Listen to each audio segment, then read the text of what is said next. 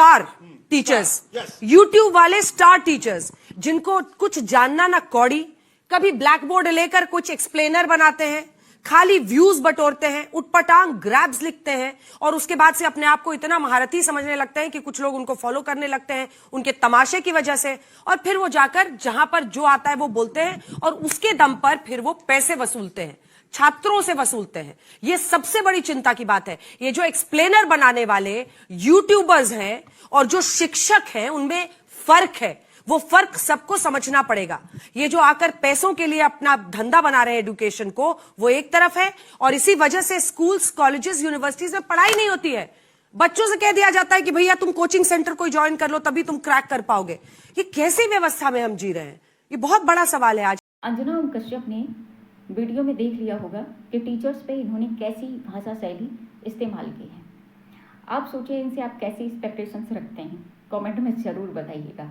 और ये उन टीचरों पर बात कर रही हैं जो टीचर न सरकार से वेतन लेते हैं, न सरकार से कोई पैसे मांगते हैं, न कोई फंड मिलता है। उन्होंने अपना यूट्यूब के माध्यम से प्लेटफॉर्म क्रिएट किया और बच्चों को फ्री एजुकेशन दी, और उन पर ये सवाल करती हैं कि 2 कौड़ी के टीचर, कुछ नहीं आता, यूट्यूब के स्टार हैं, खड़े हो जाते हैं, 2 लाइन इधर खींच दी उधर खींच दी, अपने आप को स्टार समझते हैं, 2 कौड़ी के टीचर।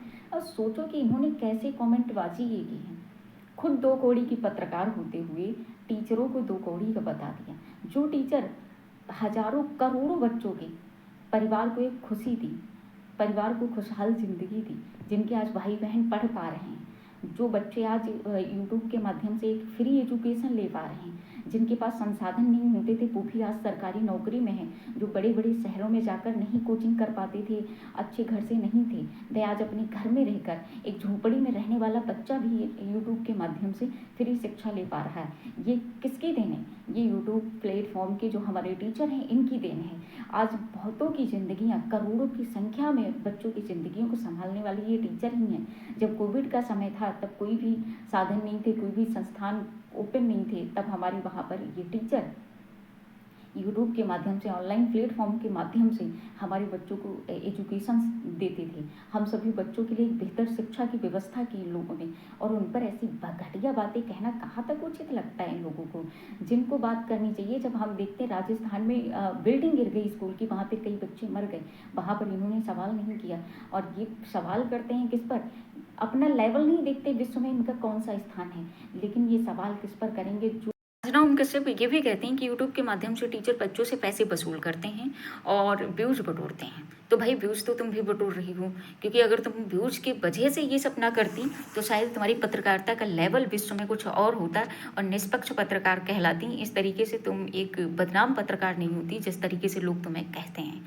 दूसरी बात, यूट्यूब के माध्यम से बच्चे कितना बच्चों को वो ठग लेते होंगे जो ऑनलाइन प्लेटफॉर्म के जो टीचर हैं, वो ऑफलाइन से तो कहीं ज़्यादा सस्ता पड़ता है भाई। कहीं 6 महीने में बच्चे एक बार कोचिंग लेते हैं, या कहीं साल 2 साल में एक बार कोचिंग परचेज करते हैं। रही बात व्यूज़ की या पैसों की, तो भाई कोई भी सिस्टम वाली चीज़ें चलाने के लिए पैसों की ज़रूरत पड़ती है, क्योंकि विदाउट पूंजी के हम कोई भी चीज़ें चला नहीं सकते। तो सेम वो चीज़ें हैं। अगर टीचर कुछ किसी का नुकसान भी नहीं कर रहे हैं, किसी से कुछ मांग भी नहीं रहे, तो वो तो एक मतलब सिस्टम चीज़ें ठीक चल रही, उनको भी रोज़गार मिल रहा है और बच्चों को अच्छी एजुकेशन मिल रही है, तो उसमें तुम्हें क्या दिक्कत हो रही है? और रही बात अगर कोचिंग की, तो यही देख लो जाके ना, जो जितने भी इंटर कॉलेजेस हैं, जितने भी 8th 5th क्लास के बच्चे हैं, प्राइवेट ले लो या सरकारी ले लो, या यूनिवर्सिटीज़ की भी बात करी है इन्होंने, तो वो यूनिवर्सिटीज़ के बच्चे क्यों वहाँ पे कोचिंग की उनको ज़रूरत पड़ती ना? स्कूल कॉलेज के टीचर ना पीरियड भी लेने नहीं आते हैं। तुम्हें क्या लगता है बच्चे मजबूरी में जाते हैं कोचिंग लेने? उनके घर में पेड़ लगाए जो पैसे हिला हिला के वो कोचिंग में जमा कर देते हैं जाके।